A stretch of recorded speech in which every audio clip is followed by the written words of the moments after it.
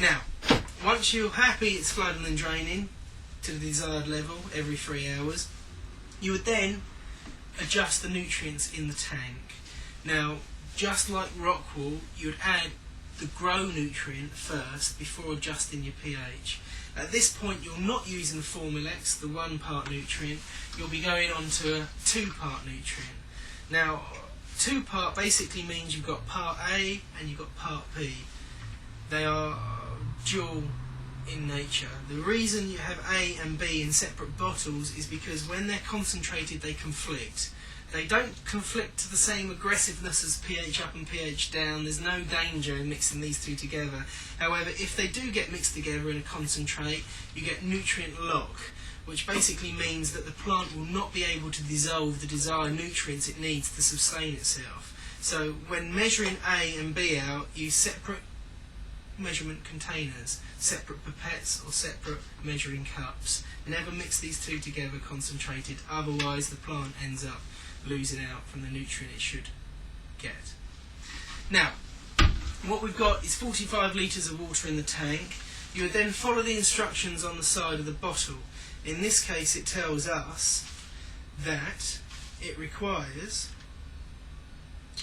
4 ml of A and 4 ml of B to each 1 litre of nutrient tank. Okay? So you'd put 4 ml in per litre of water in the tank, and you could measure that out and you'll get it somewhere right. Now, on these nutrients, on all bottles of nutrients, they tell you the full dosage rate, i.e. if you had a plant that's 2 to 3 foot tall, strong, in the middle of fruit or flowering, what they're referring to is full strength nutrient on the side of the labels. What you have to do is remember that you're only putting seedlings and cuttings in that actually desire approximately 1/3 to half the nutrient a fully grown plant would want. Therefore, you'd half the dilution ratio it tells you on the side of the bottle. And just to confirm you've got it right, you would then employ TDS meter. Now, what I would personally do is pour a splash in, give it a stir, pour exactly an equal amount of B in and give it a stir. Then I would then test with the CF meter until I got to the desired level. Ideally, where you want it is approximately CF of 12, okay, just like the Formulex.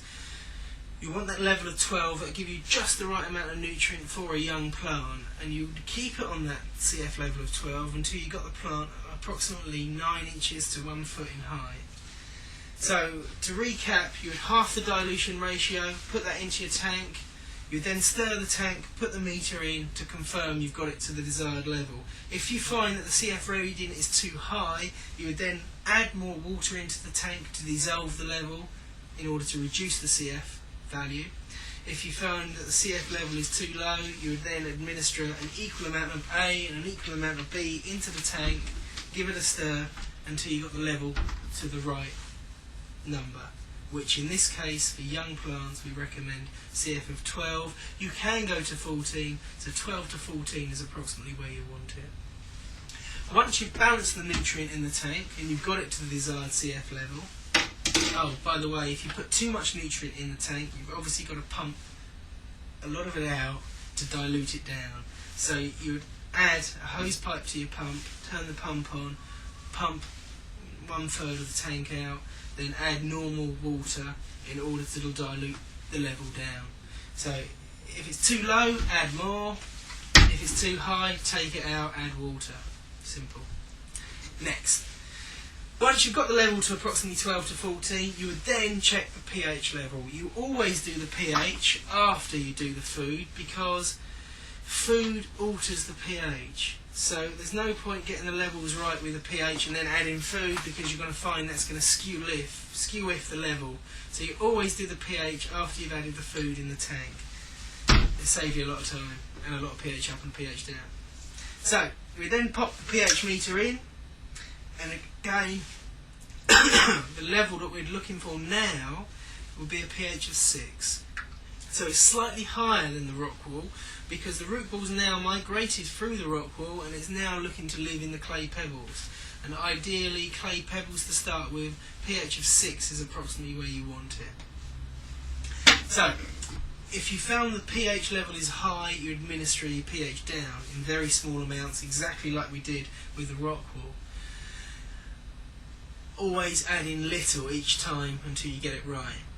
Now, once you've got it to a CF or pH level of 6, okay, you would then want to flood and drain the system a few times in order to make sure the reservoir is mixed. There's an override button on the pump, and all you have to do is switch it on. You then let the system flood, and then you switch it off. Give it a couple of minutes and all the water returns back to the reservoir. It will be a fully mixed tank then. You would then test again with your CF level to make sure the food level's right and adjust up or down, bearing in mind what the meter says. After you've done that, you would then check your pH and check your pH level, adjusting up or down as you need it. Now, because the cuttings or seedlings are very young that are going in the system, if you accidentally put too much pH down in and you end up going pH of 5 for example, you're much better off emptying out the tank and starting again than you are using pH up. pH up and down should only be used when a plant is strong enough to cope with them. If you use a lot of pH up and down when your plant is very young, 3 sets of leaves for example, it can do unrepairable damage to the root ball. So if you do take the pH down too far, empty out some water, put some water in, and that hopefully should raise the level up. Start again basically.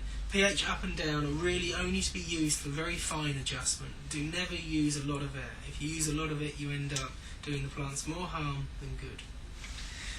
So once you've got the pH level to 6, TDS level to 12, the system's flooding and draining, you're ready to put the plants in the system.